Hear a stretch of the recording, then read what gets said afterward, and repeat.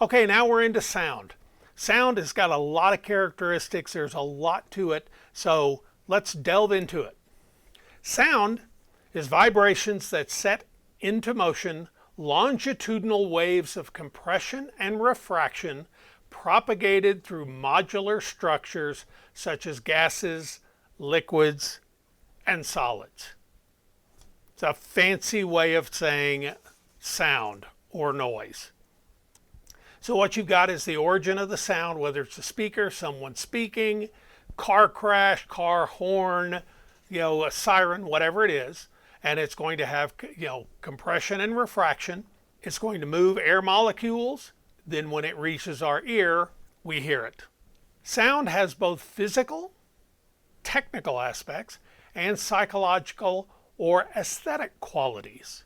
So that is very important. Sound is often, when we depict it, it's depicted using a sound wave.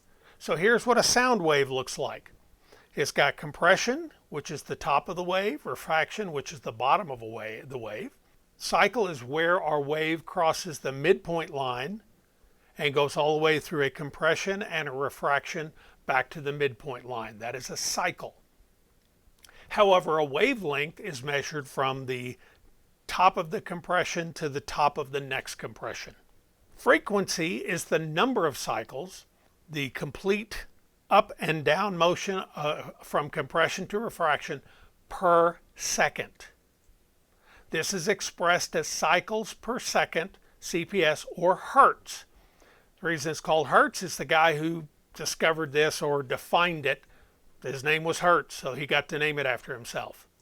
We're most commonly associated with sound frequency through the term of pitch. How high or low is that frequency of sound? We're going to go to a tone generator so we can hear what different frequencies sound like. So here, this is default at 440 hertz. Let's play it.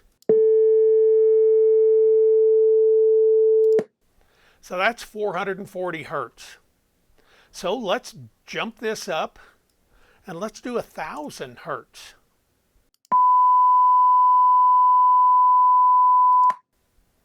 All right. Now what if we go up to 5,000 hertz? All right, let's double that to 10,000 hertz.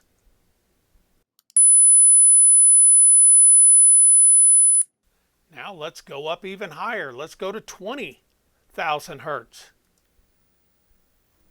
I can't hear that. We can't hear that. That's beyond the hearing, humans hearing. So let's go back down, and we started at 440. So let's go down to 100 hertz. Now let's drop it to 10 hertz. I mean, I can hear some flutter there, but that's getting to below what we can hear, what humans can hear. So now we want to talk about amplitude. The amount of molecule displacement from equilibrium to sound wave's height, which is the crest, and the depth, which is the trough. It's also referred to as how loud it is. How loud is our sound? So it's often measured in decibels. Now I told you about hertz, how it was named. This is a little different. Decibels was named because this was more discovered or refined in Bell Labs, so that's why it's decibels. So here is our sound wave. We have a crest and a trough. Amplitude is how high or how deep the trough and how high the crest is. Then we have velocity, the speed of a sound wave. Different molecular structures conduct sound at different rates. Sound travels at 1,130 feet per second through air at sea level at 70 degrees Fahrenheit. You hear about, the speed of sound. Oh, it's as fast as the speed of sound. When airplanes go faster than that speed, than the speed of sound, we have a sonic boom.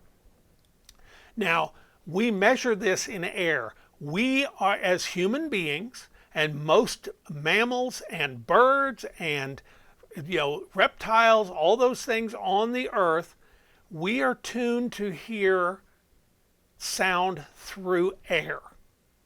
So it goes through 4,800 feet per second in water. That would be dolphins and whales and fish are going to hear in water.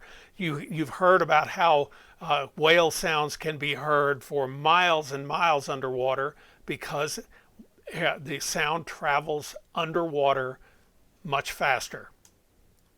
It goes through wood 11,700 feet per second, and it goes through steel at 18,000 feet per second.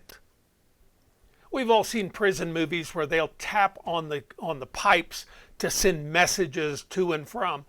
Sound travels very, very well through those solid materials, but we are not designed to hear it. You ever gone underwater and talked and have somebody else try to understand what you're saying? We don't hear sound traveling through water as well as the whales and the dolphins and that kind of thing. If you guys saw the Harry Potter movie, the one where he gets the golden egg, and when he opens it, it just makes this horrendous noise, but when he takes it underwater and opens it, he's able to hear it. That sound is designed to go through different medium differently. So the sound's envelope, or the sound shape, or changes in loudness over time, comprised of 4 stages: attack, initial decay, sustain, and release. So what we've got here is a representation. Attack is how quickly that sound comes on, the decay of how long it takes for that sound to fade out, if there's any kind of a sustain to it, and then when it releases. Now, if I clap my hands, you can hear a little bit of echo. You hear that quick sound, that's the attack. You hear then the decay as the sound reverberates in my office until it finally goes all the way away. Now, you have, in the characteristics of sound, you have direct sound, the sound that reaches the listener first, directly. Then you have indirect sound, the sound that reaches the listener shortly after the direct sound. That would be kind of your echo or your reverb. Indirect sound is the sound that reaches the listener shortly after the direct sound. This is comprised of 2 reflections. The early reflection, which would be the echo, and then the reverberation, which is that sustaining sound that slowly fades out. Now, our ear and hearing. Our ear is comprised of the outer ear, focusing the sound into the middle ear, which protects from loudness and produces vibrations for the inner ear, which converts the sound to electrical signals. That's done by the cochlea. That is sent to the brain via the auditory nerve. So here is the anatomy of our ear.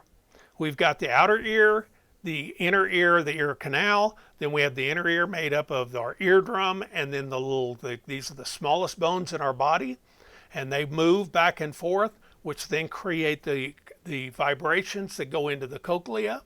And then that, through the cochlea, goes to our auditory nerve, which sends those electrical signals to the brain.